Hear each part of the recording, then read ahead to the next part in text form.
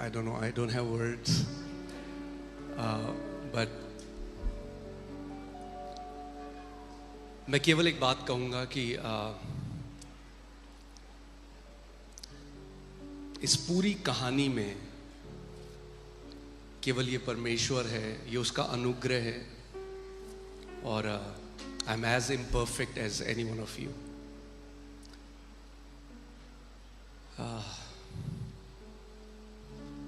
ये केवल परमेश्वर की दया है.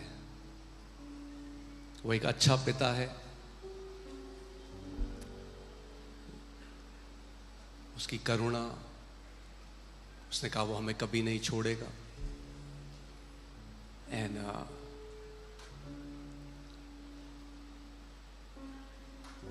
आई just want to say that आप में से हर एक व्यक्ति जो यहां पर है वो बहुत कीमती है परमेश्वर पिता की नजर में. और कोई भी कलीसिया एक व्यक्ति के ऊपर नहीं है. ये इस कलीसिया में हर कोई, आप जो सदस्य हो, you all are equally precious and you are equally loved by your heavenly Father. आप प्यार किए गए हो अपने स्वर्गीय पिता से. Amen. And today, you know, I want to thank Pastor Joseph and Pastor Ketki. वो एक पास्टर्स वो अपनी कलीसिया को छोड़कर यहाँ पर आए हैं. Come on church. Just thank you. मैं जानता हूँ ये बलिदान आसान नहीं है. Thank you so much. Thank you for coming here. We love you. We honor you. Thank you. Thank you. आप सब बैठ सकते हैं. Okay. मेरी टीम बहुत जिद्दी है. मैं उनसे बहुत लड़ाई करी, मुझे ये नहीं करना है, सुनते नहीं हैं. इसमें मेरी वाइफ का भी हाथ है.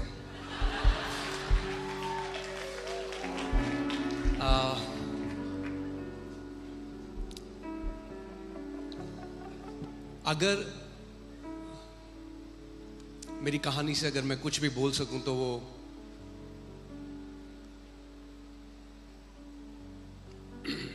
केवल एक बात होगी कि God can pick a nobody. परमेश्वर किसी का पक्षपात नहीं करता. He picked up a failure like me for his glory.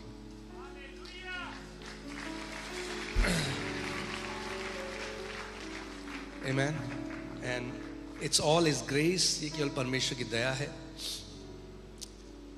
Hallelujah. So चलिए आप चलते हैं हम वचन में.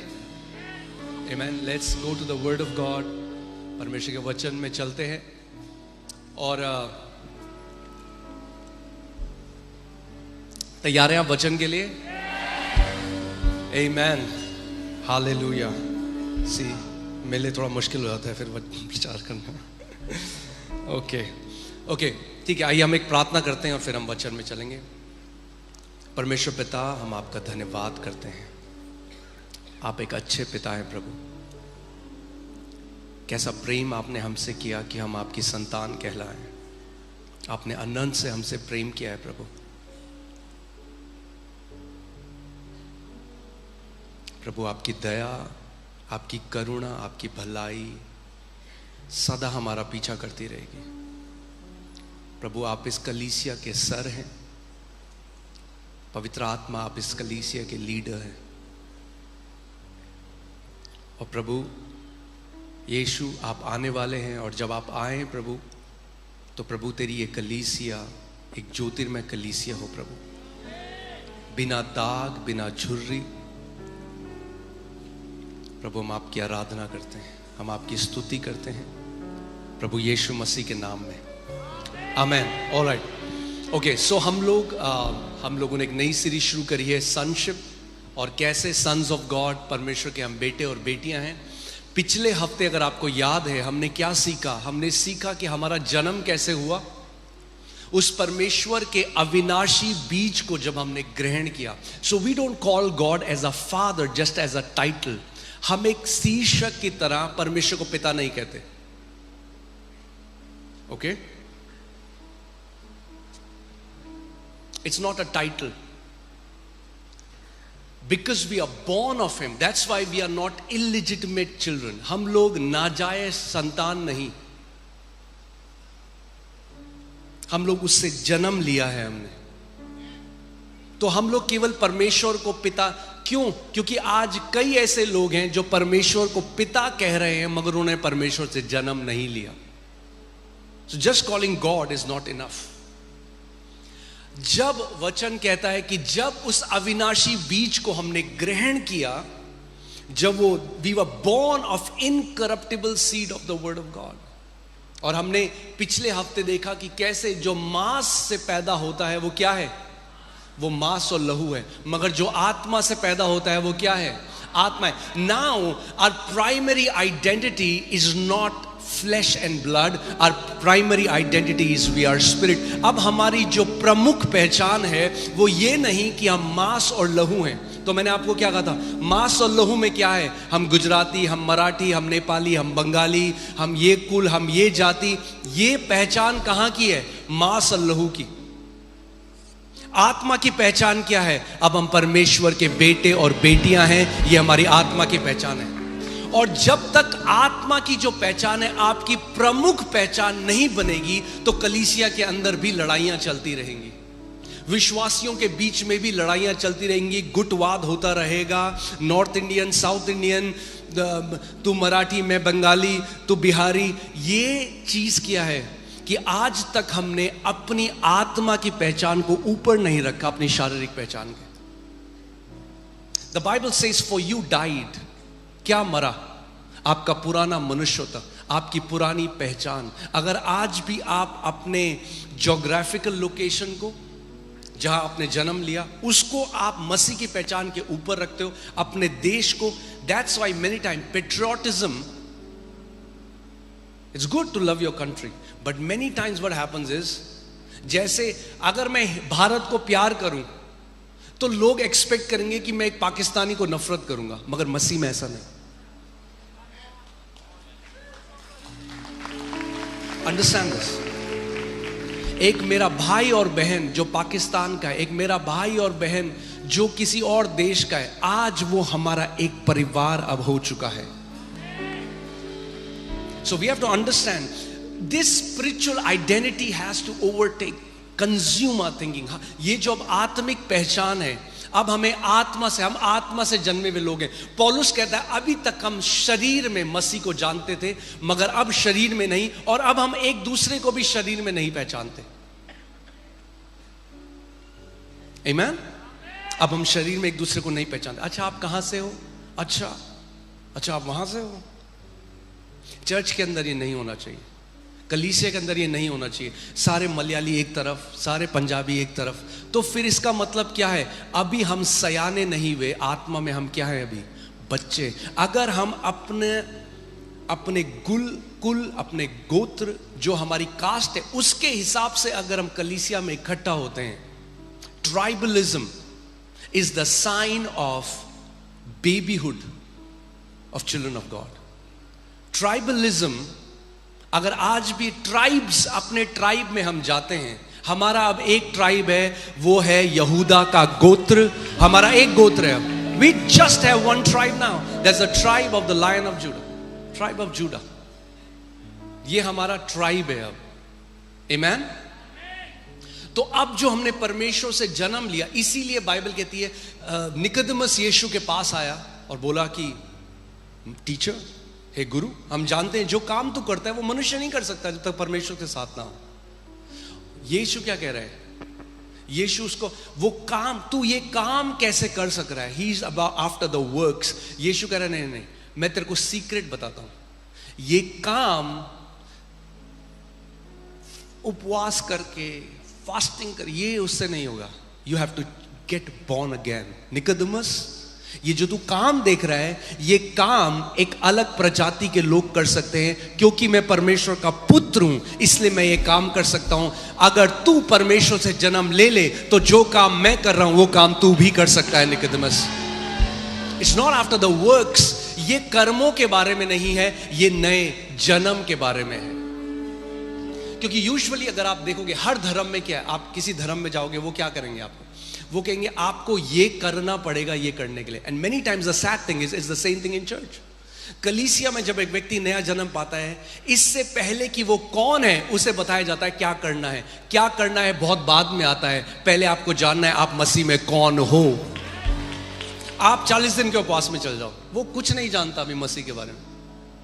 तो पहले जैसे कर रहा था, अब वो मसीह में भी गधा मजदूरी कर रहा है, बिना पहचाने हुए कि वो कौन है। The church focuses on what to do, God focuses on who you are. परमेश्वर इस बात में फोकस करता है आप कौन हो। पहले ये जानो कि आप कौन हो। जब ये जान लोगे कि कौन हो, क्या करना है अपने आप आ जाएगा। आमीन।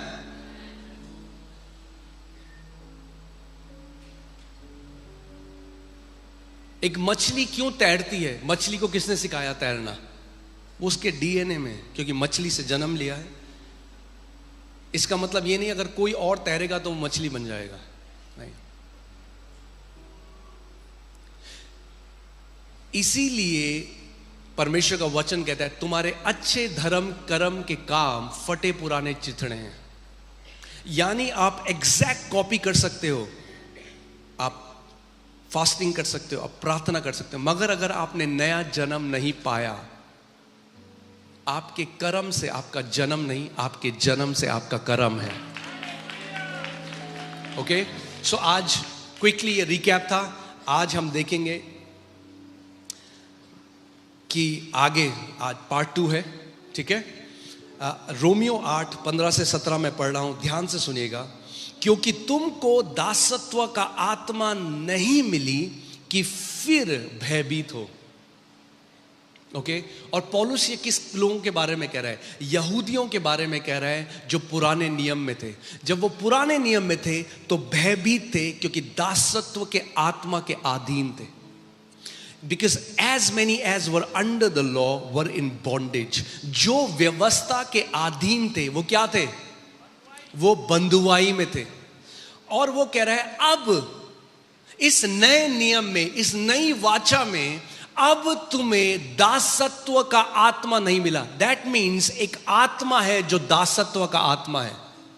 ओके, और कलीसिया में भी बहुत माइटी रूप से काम करता है दासत्व का आत्मा।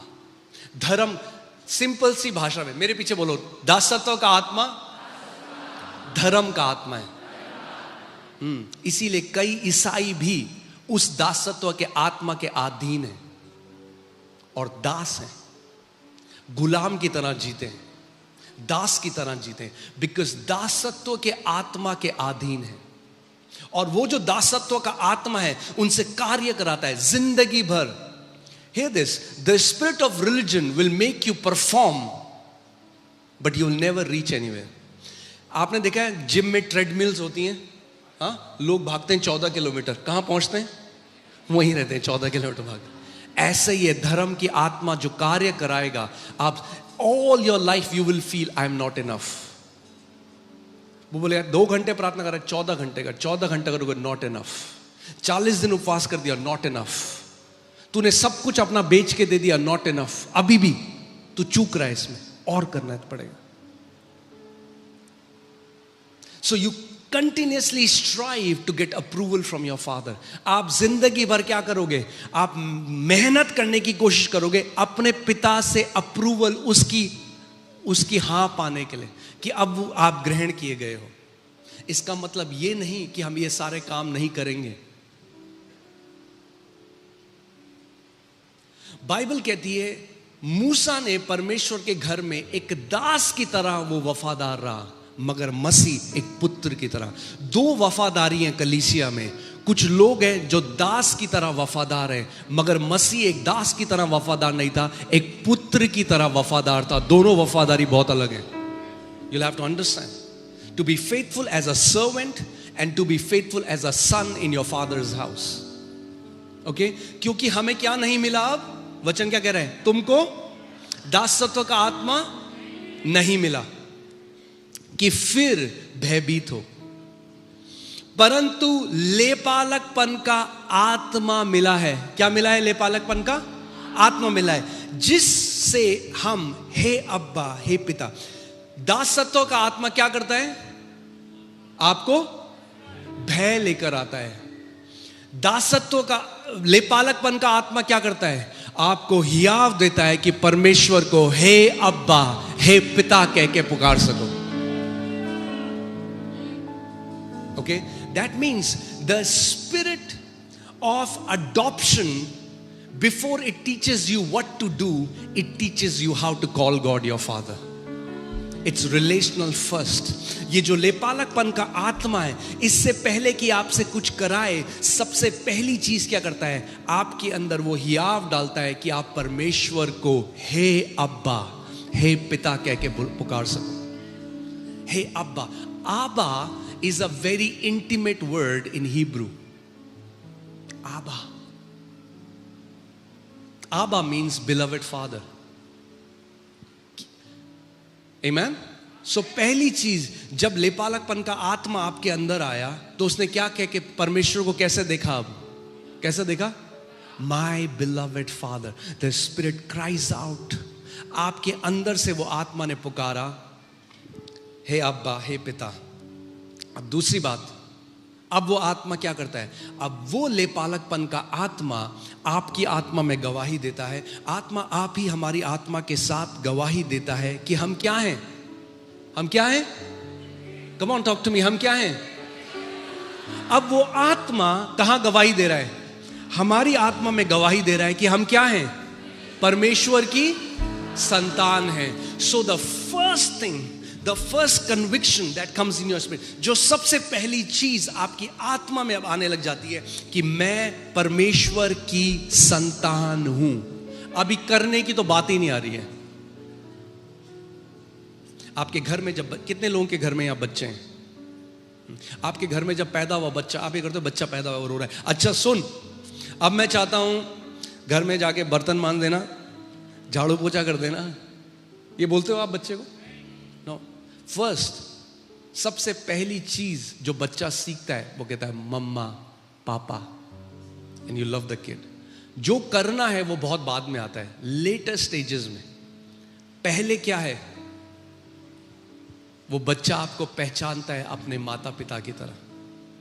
मसीहों की दिक्कत क्या है? कलीसिया में आते हैं सबसे पहले दिन पास्टर बोलता है एक काम करो, तुम 40 दिन के उपवास में जाओ। अरे पहले वो जाने तो कि पिता कौन है, वो ये तो जाने मैं उसकी संतान हूं, मैं उसका लेपालक बेटा हूं। पहले ये, सबसे पहले ये पहचानना है। The works will follow later. आमेन।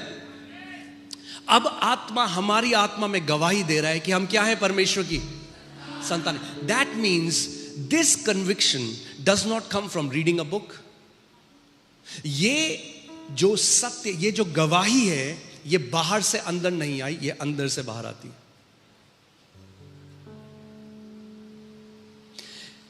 अगर, और ये गवाही धर्म कभी नहीं दे सकता, ईसाईयत भी कभी नहीं दे सकता।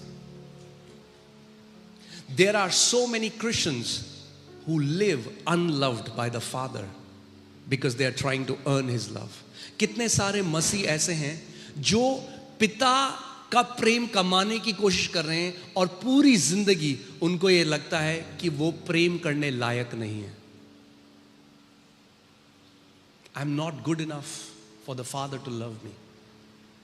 My life is a mess. मैं तो प्रभु आज भी, कैसे प्रभु मुझसे कैसे प्रेम कर सकता है? मैं उस फलाने व्यक्ति की तरह नहीं हूं। अरे वो मैन ऑफ गॉड बहुत अच्छा है। नहीं नहीं नहीं, man of God, no man of God. उसके बच्चे हो, उसकी निज संतान हो, उसके खरीदे गए लहू से धुले हुए। ओके, क्या इससे पहले मैं भावनाओं में बहूं थोड़ा, let's stay to the text. Alright, आत्मा आप ही हमारी आत्मा के साथ गवाही देता है कि हम क्या हैं। यानी ये गवाही आपका पास्टर आपको नहीं दे सकता, ये गवाही पवित्र आत्मा अंदर आपकी आत्मा के देती है। अगर ये बाहर से गवाही सुन के मान लोगे, हम कितने लोग ऐसे हैं जो बाहर से सुना हम प्रभु के, ओके हम परमेश्वर के बेटे हैं, अंदर से नहीं आई अभी गवाही। So there is an identity crisis. अब अंदर क्या है? एक लड़ाई चल रही है, क्योंकि अंदर से अभी आत्मा से सुनना नहीं सीखा, मैं परमेश्वर की संतान हूं।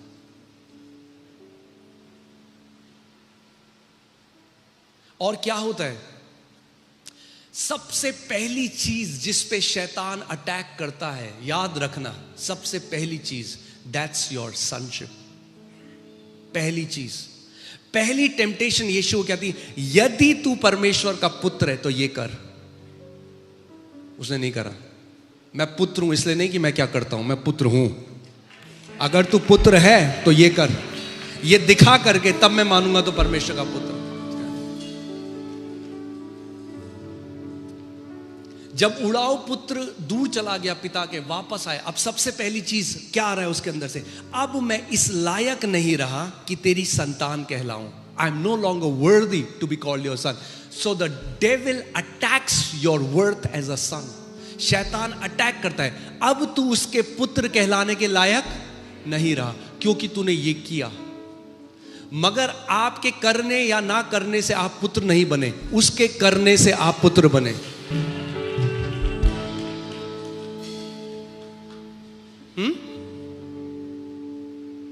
You can be a disobedient son, वो एक अलग बात है। आप एक अनाज्ञाकारी बेटे हो सकते हो। You can be a rebellious son, जैसे उड़ाव पुत्र था। But a son once is a son forever एवर। आप अनाज्ञाकारी हो सकते हैं, आप रिबेल बलवा करने वाले हो सकते हैं, मगर पुत्र ही रहोगे। जब वो वापस आया, ये रिबेलियस बेटा, प्रोडिगल बेटा, उड़ाऊ बेटा जब चला गया, वापस आया, उसने कहा मैं अब इस लायक नहीं कि तेरा बेटा, मुझे क्या कर, अब मुझे अपने दासों की तरह रख ले। Hire me as one of your servants. That's exactly what people do in the church. जहां एक गलती हुई, प्रभु मैं पुत्र नहीं रह सकता, मेरा दास बना ले अपना। मैं अब तेरे नौकर की तरह, मैं एक नौकर की तरह रहूं, मैं पुत्र कहलाने के लायक नहीं हूं। और वही यीशु मसीह सिखाना चाह रहा था उसमें। ओके, एनीवे आगे देखते हैं। आत्मा, हमारी आत्मा के साथ क्या गवाही देता है? हम क्या है परमेश्वर की, हम क्या है परमेश्वर की संतान है।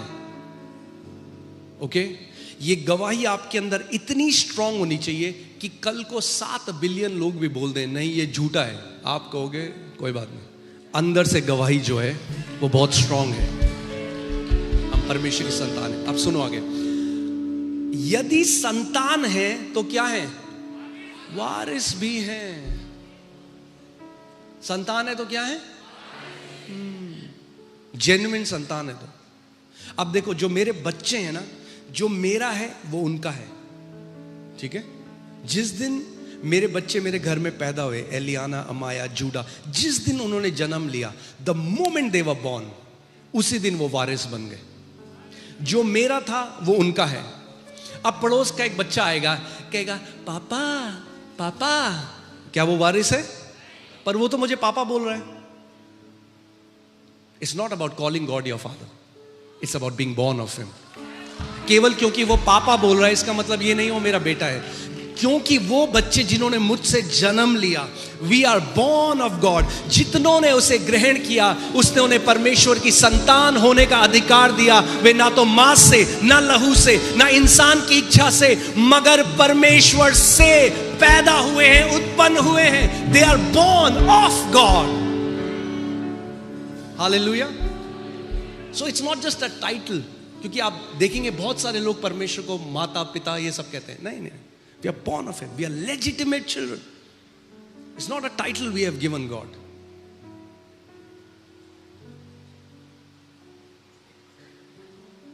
अब हम परमेश्वर की संतान हैं तो क्या है उसके?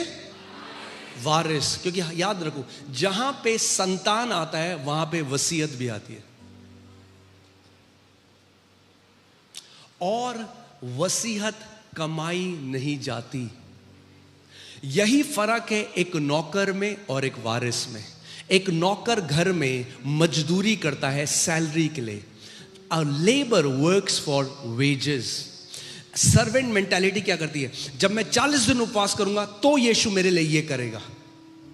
एक पुत्र कहता है जो मेरे पिता का है वो मेरा है, क्योंकि मैं उसके घर का वारिस हूं। I can never earn the blessings of my father through my fasting, through my prayers. Fastings are very powerful. प्रार्थनाएं, उपवास बहुत जरूरी है, but they don't buy anything from God, they are for us. Prayer keeps us in right alignment. Fasting keeps our body under subjection. But प्रार्थना और उपवास क्या करता है? हमारे शरीर को सही जगह में रखता है। उपवास क्या करता है? हमारे शरीर को हमारी अधीनता में रखता है। मगर प्रार्थना और उपवास से आप आशीषें खरीद नहीं सकते परमेश्वर से। अगर खरीद सकते तो यीशु मसीह सबसे ज्यादा खुश सदूसियों और फरीसियों से होता, क्योंकि हफ्ते में 3 बार उपवास करते थे, पुदीने और जीरे का भी दशवांश देते थे। मगर जब यीशु ने उनको देखा, बोला शैतान के बच्चों। Some people feel they are more accepted because they pray more, and that's a servant mentality. 2 घर में नौकर हैं, एक नौकर कह रहा है, देख मैंने ज्यादा सफाई करी, ज्यादा बर्तन मांजे तो मालिक मुझे ज्यादा सैलरी देगा तुझसे। बच्चे ऐसे कभी नहीं कहते घर में। समझ रहे हैं आप? You will find servants, एक दास की मानसिकता और पुत्रों की मानसिकता है कलीसिया में, मगर ज्यादा दास की है, पुत्रों की मानसिकता बहुत कम है। और आप जानते हैं पुत्र घर में ज्यादा मेहनत करेगा अब दास से, क्योंकि वो उसका घर है। जिस दिन ये पहचान लेगा, ओके। सो अब हम क्या हैं? हम परमेश्वर के वारिस और मसीह के संगी वारिस हैं। There are 2 things, इसके बाद में हम बात में देखेंगे कि जब हम उसके साथ दुख उठाएं तो उसके साथ महिमा भी पाएं। अब लोग बोलेंगे, हैं ये दुख उठाना क्या है? If we suffer with him, that is, जब मैं वचन पे इसमें मनन करता, it's so beautiful, the word is so beautiful, वचन इतना beautiful है। We suffer with him, we never suffer for him, we always suffer with him। कभी भी आप मसीह के लिए दुख नहीं उठाते, मसीह के साथ दुख उठाते हो। यानी किसी भी परिस्थिति में जब आपने दुख उठाया, you suffered with him, he was there with you in that suffering। मसीह आपके साथ था। You never suffered for him alone, you suffered with him। आपने मसीह के साथ दुख उठाया, अकेले नहीं उठाया। You suffered with him। Now many people don't understand what are these sufferings। ये sufferings क्या हैं? अगर मसीह के साथ सफर किया तो वही सफरिंग है जो मसीह ने झेली। आज लोग पता है करते हैं कुछ, they make stupid choices and then they say I am suffering for Jesus. आज लोग कुछ गलत निर्णय लेते हैं और फिर कहते हैं मैं मसीह के लिए दुख उठा रहा हूं।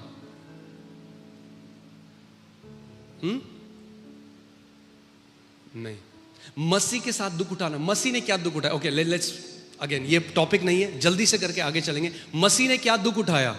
क्या दुख उठाया? वो पैदा हुआ कुंवारी से, जिंदगी भर क्या हुआ? उसको क्या किया गया? He was called names.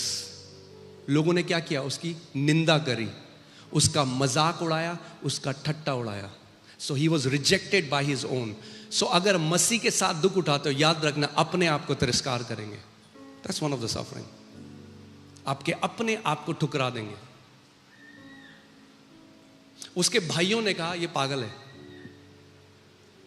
His own brothers mocked him। उसको क्या कहा गया?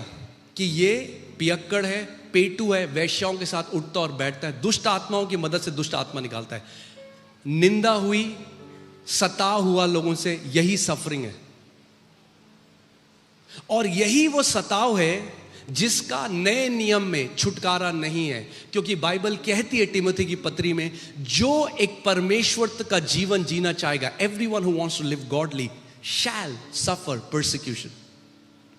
हम परसिक्यूशन से छुड़ाए नहीं गए। बाइबल बताती है अगर मसीह के लिए जियोगे तो सताव आएगा, मगर बीमारी उसके लिए छुटकारा है। यीशु ने कोड़े खाए आपकी बीमारियों के लिए, गरीबी, यीशु गरीब बना हर एक चीज के लिए। मगर केवल एक सफरिंग है जो हम उसके साथ सफर करते हैं। वो क्या है? जब लोग आपकी निंदा करेंगे, आपको परसिक्यूट करेंगे, आपको सताएंगे, आपके लिए बुरी बुरी बातें करेंगे, आपका निंदा करेंगे। कई जगह में हम देखते हैं मसीहों को मार भी दिया जाता है। That's the suffering that we'll suffer with him. However, सबसे अच्छी बात क्या है? हम उसके साथ जब दुख उठाते हैं तो उसके साथ महिमा भी पाएंगे। We shall be glorified with him as well. Amen. मैंने लास्ट संडे आपको क्या बताया था?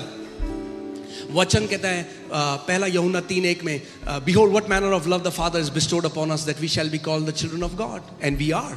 हम लोग परमेश्वर के पुत्र हैं अभी,